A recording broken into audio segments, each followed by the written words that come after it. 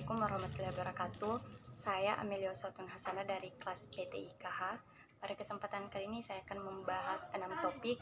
Yang pertama yaitu hakikat dan urgensi identitas nasional. Yang kedua adalah dinamika dan tantangan identitas nasional. Yang ketiga, hakikat dan urgensi integrasi nasional. Yang keempat adalah dinamika dan tantangan integrasi nasional.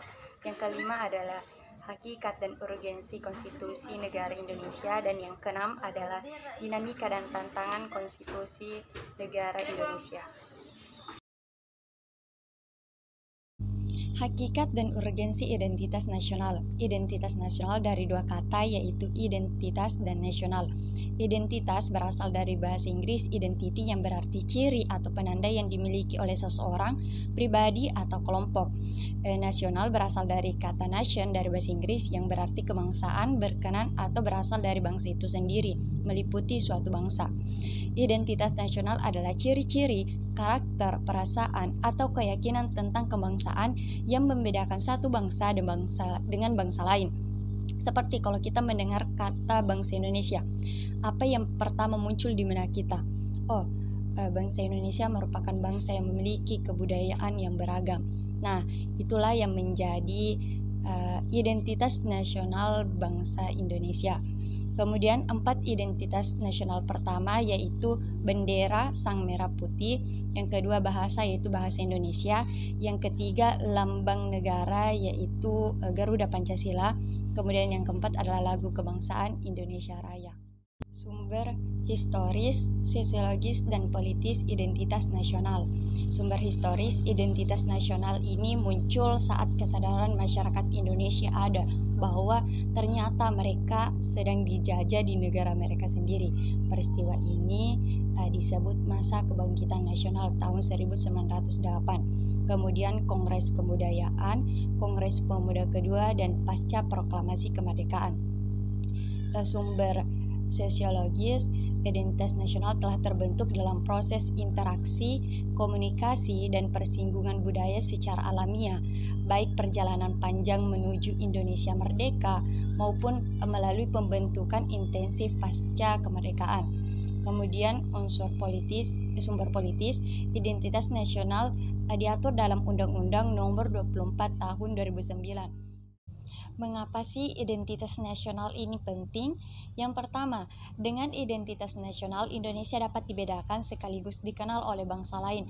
Apabila kita sudah dikenal oleh bangsa lain, maka kita dapat melanjutkan perjuangan untuk mampu eksis sebagai bangsa sesuai dengan fitrahnya.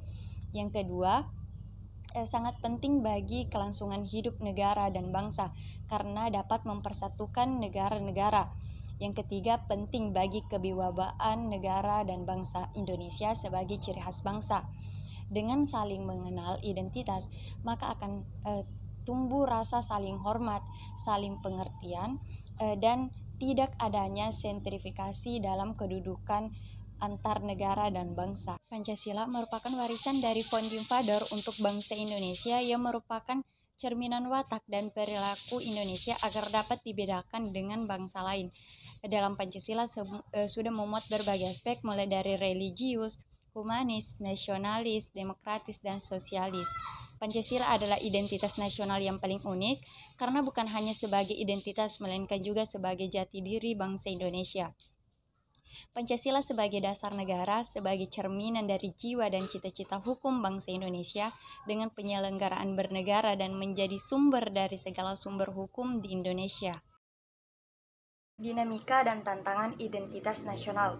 Menurut Tilar tahun 2007, ia mengatakan bahwa Pancasila sulit dan dimarginalkan di dalam semua kehidupan masyarakat Indonesia. Pancasila terlanjur tercemar pada masa Orde Baru karena yang pertama Pancasila dijadikan sebagai kendaraan politik, yang kedua adanya liberalisme politik, dan ketiga lahirnya desentralisasi atau otonomi daerah. Kemudian tantangan-tantangan identitas nasional lainnya, yang pertama lunturnya nilai-nilai luhur dalam praktik kehidupan berbangsa dan bernegara. Contohnya rendahnya semangat gotong royong, kepatuhan membayar pajak, kepatuhan hukum, kesantunan, kepedulian, dan lain sebagainya. Yang kedua, rendahnya pemahaman dan menurunnya kesadaran warga negara dalam bersikap dan berperilaku menggunakan nilai-nilai Pancasila. Yang ketiga, rasa nasionalisme dan patriotisme yang luntur dan memudar karena lebih menyukai bangsa lain.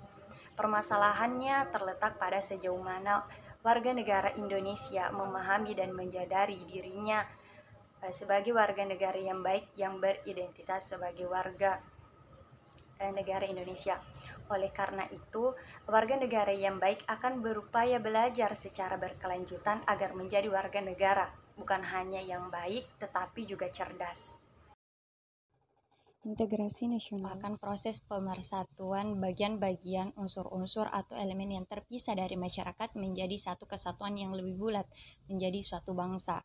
Integrasi nasional meliputi integrasi bangsa, integrasi wilayah, integrasi nilai, integrasi elit massa, integrasi tingkah laku.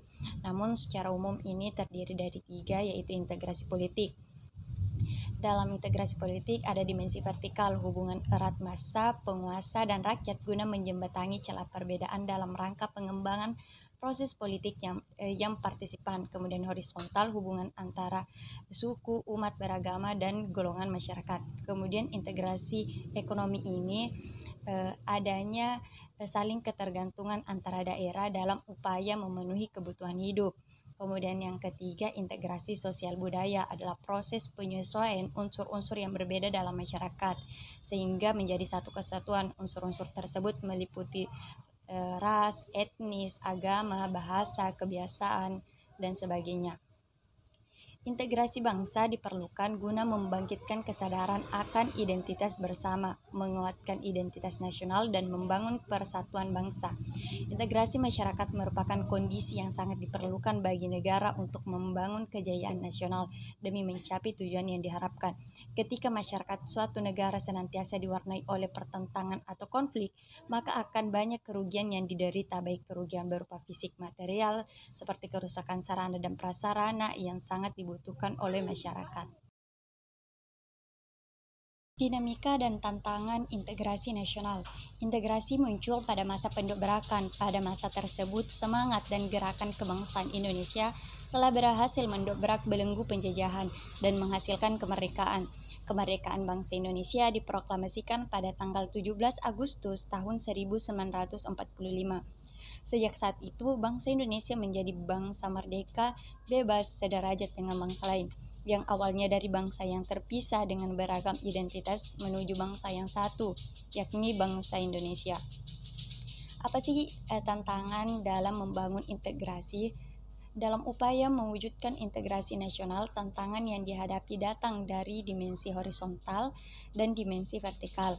Dalam dimensi horizontal yang berakar pada perbedaan suku, agama, ras, geografis. Sedangkan dalam dimensi vertikal, tantangan yang ada adalah berupa celaan perbedaan antara elit dan massa. Tantangan dalam mewujudkan integrasi nasional yang paling sering muncul adalah masalah primordialisme yang masih kuat, masih besarnya ketimpangan dan ketidakmerataan pembangunan, dan hasil-hasil pembangunan dapat menimbulkan berbagai rasa tidak puas dan keputusasaan di masalah SARA, itu suku, agama, ras, dan antar golongan, gerakan separatisme dan kedaerahan, demonstrasi, dan unjuk rasa. Hal ini bisa mengancam integrasi di Indonesia. Kegagalan dalam mewujudkan integrasi masyarakat berarti kegagalan untuk membangun kejayaan nasional, bahkan dapat mengancam kelangsungan hidup bangsa dan negara. Hakikat dan urgensi konstitusi di Indonesia. Konstitusi merupakan seperangkat aturan atau hukum yang mengatur jalannya suatu ketatanegaraan. Dalam artian sempit, konstitusi merupakan suatu dokumen atau seperangkat dokumen yang berisi aturan-aturan dasar untuk menyelenggarakan negara. Dalam artian luas, konstitusi merupakan peraturan, baik tertulis maupun tidak tertulis, yang menentukan bagaimana lembaga negara dibentuk dan dijalankan.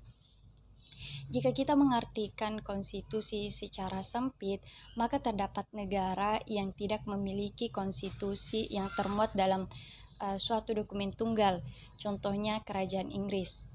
Oleh karena itu, kita harus mengambil pengertian konstitusi secara luas sebagai suatu peraturan tertulis maupun tidak tertulis yang menentukan bagaimana negara dibentuk dan dijalankan. Jika demikian, kerajaan Inggris memiliki konstitusi. Mengapa sih konstitusi ini penting? Konstitusi menjadi suatu hal yang penting dalam tatanan kehidupan bernegara karena kedudukannya untuk membagi kekuasaan negara, memberikan jaminan hak asasi manusia bagi warga negara, dan mengatur jalannya kekuasaan dengan jalan membatasinya melalui aturan-aturan untuk menghindari terjadinya kesewenangan yang dilakukan penguasa terhadap rakyatnya, serta memberikan arahan kepada penguasa untuk mewujudkan tujuan negara. Suatu negara otomatis akan hancur dan berantakan jika tidak memiliki konstitusi. Dinamika dan tantangan konstitusi negara Indonesia. Dinamika konstitusi Indonesia yang pertama, Undang-Undang Dasar Negara Republik Indonesia tahun 1945 pada masa kemerdekaan hanya berlaku pada tanggal 18 Agustus 1945 sampai dengan Agustus 1950. Kemudian Konstitusi RIS tahun 1949 berlaku dari tanggal 27 Desember 1949 sampai dengan 17 Agustus 1950. Kemudian Undang-Undang Dasar Sementara 1950 berlaku dari tanggal 17 Agustus 1950 sampai dengan 5 Juli 1959. Kemudian Undang-Undang Dasar Negara Republik Indonesia tahun 1945 masa Orde Lama berlaku dari 5 Juli 1959 sampai 1965. Kemudian Undang-Undang RI 1945 masa Orde Baru berlaku dari tahun 1966 sampai 1998. Pada awal reformasi muncul berbagai tuntutan reformasi di masyarakat. Tuntutan tersebut disampaikan oleh berbagai komponen bangsa, terutama oleh mahasiswa dan pemuda. Adanya tuntutan tersebut didasarkan pada pandangan bahwa Undang-Undang Negara Republik Indonesia tahun 1945 belum cukup memuat landasan bagi kehidupan yang demokratis, pemberdayaan rakyat, dan penghormatan hak asasi manusia. Dalam perkembangannya, tuntutan perubahan Undang-Undang Dasar Negara Republik Indonesia tahun 1945 menjadi kebutuhan bersama bangsa Indonesia. MPR melakukan perubahan secara bertahap dan sistematis dalam 4 kali perubahan, yakni perubahan pertama pada Sidang Umum MPR tahun 1999, perubahan kedua pada Sidang Umum MPR tahun 2000, perubahan ketiga pada Sidang Umum MPR tahun 2001, kemudian perubahan 4 pada Sidang Umum MPR tahun 2002. Undang-Undang Negara Republik Indonesia tahun 1945 sebagai konstitusi negara Indonesia memiliki kedudukan sebagai hukum tertinggi dan hukum dasar negara. Sebagai hukum tertinggi negara, Undang-Undang Negara Republik Indonesia tahun 1945 menduduki posisi paling tinggi dalam jenjang norma hukum di Indonesia. Sebagai hukum dasar, Undang-Undang Negara Republik Indonesia tahun 1945 merupakan sumber hukum bagi pembentukan peraturan perundang-undang di